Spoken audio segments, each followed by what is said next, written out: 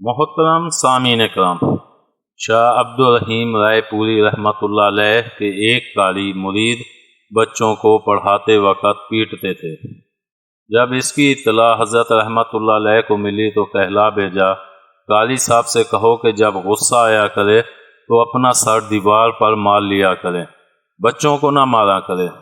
مولانا تھانوی رحمۃ اللہ علیہ فرماتے ہیں کہ بچوں کو ایک دفعہ میں 3 چپیٹ سے زیادہ مارنے کی اجازت نہیں، اور وہ بھی چہرے اور سر پر نہ ہو، البتہ تعلیم و تربیت کی خاطر حدود میں رہ کر مارنے کی اجازت ہے۔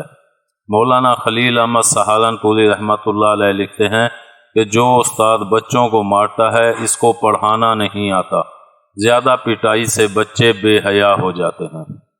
امید ہے آپ کو ہماری یہ ویڈیو پسند آئی ہوگی۔ پسند آنے کی صورت میں لائک کریں، کامنٹ کریں اور شیئر کرنا مت بھولیں۔ ملتے ہیں اگلی ویڈیو تک، اللہ حافظ۔